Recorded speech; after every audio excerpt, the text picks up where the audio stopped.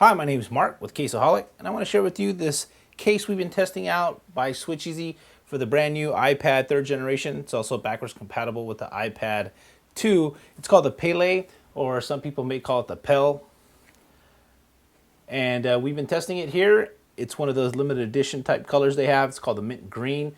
This product comes in 5 different colors. It comes in an all black, a blue, a red with a tan color. It also comes with the special edition blossom pink and also this mint green. Now the mint green and the blossom pink, which makes it different, it has Swarovski crystals on this little chrome bezel. And on the pink one, it is actually gold with the little diamond inserts there. So this case definitely is a fashion trendy style iPad case. It's got some cool unique looks. It's made with a Fox fake leather material. It's definitely durable. It looks like leather, but it's not leather. It's just a polyurethane material, which is kind of good because it serves a couple different purposes. Since it is a type of vinyl material, it's great for, stain resistance and so forth. You spill liquid on top of it or you get it dirty, you can always wipe it down and keep it clean and so forth. So that's one of the benefits of this particular material. The downside of this particular product, it's not real leather. Moving forward, the SwitchEasy Pelle costs $59.99 on SwitchEasy.com. So at the end of my review, you can make your determination whether you feel this product is worth $60, and then I'll give you my thoughts upon that. So let's take a closer look at the actual detail work of the product itself. At first glance, it's a really nice case. All the stitching on the front of the cover looks really nice. SwitchEasy always does an excellent job with the workmanship and the craftsmanship of their products. It's always first class. The same thing with the inside of it.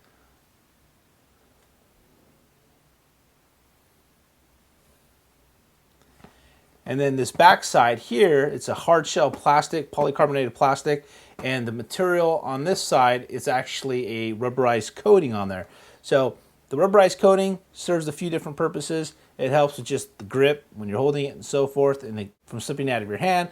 One of the other benefits I like about the rubberized coating material on most cases and so forth, really does a great job of hiding any of the blemishes or scratches or so forth from just using it from day to day and normal wear and tear. So that's one of the benefits of having the rubberized coating on the back of it. On the inside of this hard shell plastic, it's smooth, it's got a little bit of texture to it. It's not rubberized coated, so it does have that different finish on the inside of it. The style of the Pelle is quite nice. It does have some trendy looks to it, like I mentioned. I like the two-tone effect on the inside of it. It just gives it that extra wow factor when you're carrying your iPad around and people look at the case and so forth. And people do like the way it looks. Moving on to the actual placement of the iPad, it just snaps in really easy. And once it's in, it lays completely flush. The cover does have the magnetized sleep wake feature. So when you open your cover, it turns on your iPad, and when you close it, it turns off your iPad. And I didn't have any issues with it not working. It pretty much worked every single time. Same thing, same feedback I got from my other colleagues. Taking a look at the cutouts for all the functionality of the iPad, you'll see that the camera cutout is pretty much dead on center. It's also got a nice cutout for your button up on top, microphone, headphone jack, then also your vibe button on the side. Charger port down at the bottom, and also the cutout for the speaker. On this particular case, SwitchEasy did change it up a little bit on the cutout, which I like. It does have these linear square cutouts, so that way it's not just one big old opening. I kind of like this a little bit better. It helps eliminate just anything getting into your speaker and so forth. And I didn't have any issues with it affecting the loudness of the iPad. Same thing with my other colleagues. They didn't have any issues with that particular cutout affecting the performance of the iPad speaker. This hard shell does do a very good job about holding your iPad in place. I didn't have any concerns or questions whether or not if it was going to fall out. It does a really good job of keeping it in place in all the corners. So looking at one of the features that makes this case unique, it has this chrome piece here, and what it does is just slides out. It doesn't come completely out. It has this little stitching that holds it in place. And when that's pushed out, there's a flip lid portion that actually pops open. So you're probably wondering what's the purpose of that. Same thing I did. It actually is designed so that way you can pop the iPad in a certain viewing angle.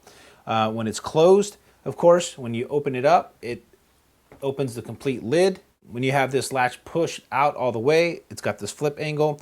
And what the purpose is so when you flip it over, this seam right here lines up with the top seam. The bottom seam doesn't do anything. It's just there for aesthetic looks. So I didn't have very good luck with it always working.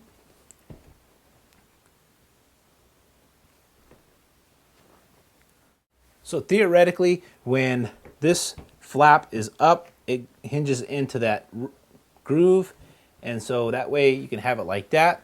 When you're typing, it's supposed to stay in its place. Now, any little movement or any adjustment you make on the iPad, I found that this back little flap thing moves out of place and it ends up dropping your iPad. So it was quite frustrating, and some of the feedback that I got from the other colleagues, they had the same issue. So that's a downfall negative of the way the performance of this. It doesn't work too well. Also, you can just have it folded like that, so that way you can adjust the different viewing angles depending on how you need it. And then you can also just lock this in place and have another viewing angle as such. I wasn't completely excited about this case's options for the viewing angles. It's kind of a pain in the ass, if you ask me, having to pull this out and switching to different angles, but it is what it is. If it works for you guys, fantastic. I wasn't too happy about it. So that's just one of the features that SwitchEasy designed with this case. Moving on to another issue that I didn't like about this particular case is the way this protrudes out, this little chrome piece. It's not really flat. It does have a pretty nice thickness to it. So the problem is that when you flip your cover all the way over, since this is not flush, it doesn't sit flush, and this rubs against the back of the iPad, as so. So what happens is eventually this is gonna wear out, or this is gonna wear out, but something's gonna wear out.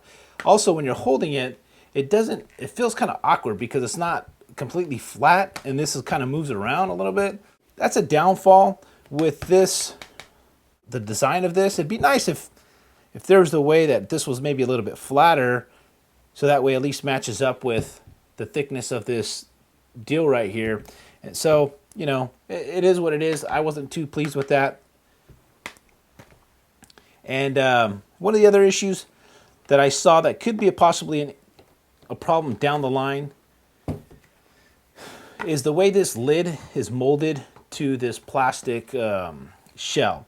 So it's not stitched on, it's just probably hot pressed, glued on there to some degree. So when the iPad is sitting inside here, it does help keep this material on the shell. However, if you do pull it and tug it strong enough, you'll see that it'll start tearing apart from here. At some point in time, this may come unglued from here. Now, I don't know if that'll be a warranty issue with SwitchEasy or not. And I'm assuming that when your iPad's in there, you're probably not going to be pulling that too much. However, I can just see maybe if it gets yanked on it, it could maybe pull off completely, and then your iPad can come flying out at the same time. It's probably not a big deal. However, it's an issue that I felt that is there, and with this costing $60, it's one of those issues that just needs to be pointed out. One other thing I didn't point out, in the viewing angle, it does have this little ridge right here. It's made with the rubberized also coating, so that way it just helps when you have the case at an angle. It's supposed to give you some extra grip, so that way it just keeps it from sliding.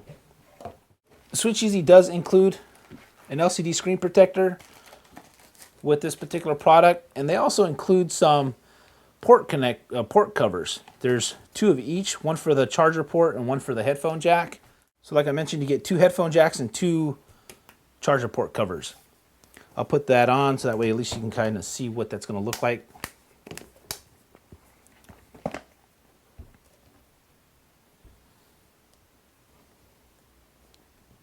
So that's what the charger port cover looks like when it's on. And down at the bottom, these kind of become a little bit pain of a butt to put on. They got to be put on in a certain way. So you definitely want to make sure that it lines up correctly. And it just snaps into place like so. So it's a cool little extra essentials that you get with it. I probably wouldn't use it myself on a daily basis just because you got to charge your iPad all the time and you take it off and so forth. But, you know, it's there. It's extra. Nobody else offers that. So it's one of those unique things that SwitchEasy puts in the package with it. Here's my final thoughts on the SwitchEasy iPad case. I think it's overpriced for what it is. I'm not a big fan of the thickness of this key thing. Also, I'm not a big fan of the way this opens and closes.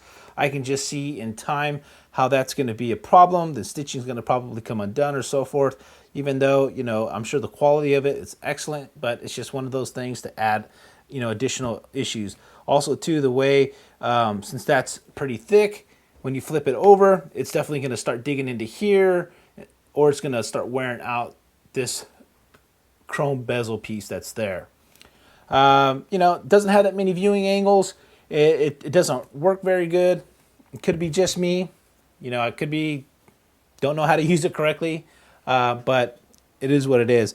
So, would I recommend it?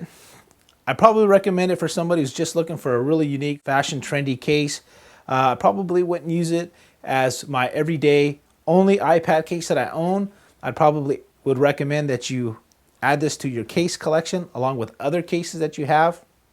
There's other options out there for around the same price that I think would give you better functionality, especially for every day and so forth. It's cool, it's sleek, it does have some cool color essentials to it. That's pretty much my feeling on this particular case. I'd love to hear back from you guys and gals. Let me know what you think about this case. Is it too expensive? Would you pay $60 for this? Do you like the key feature of this opening and closing? And if you own this case, let us know. Let us know what you think about it. What's your experience with this particular product? We'd love to hear it. Thanks for watching. My name is Mark with CaseAHOLIC.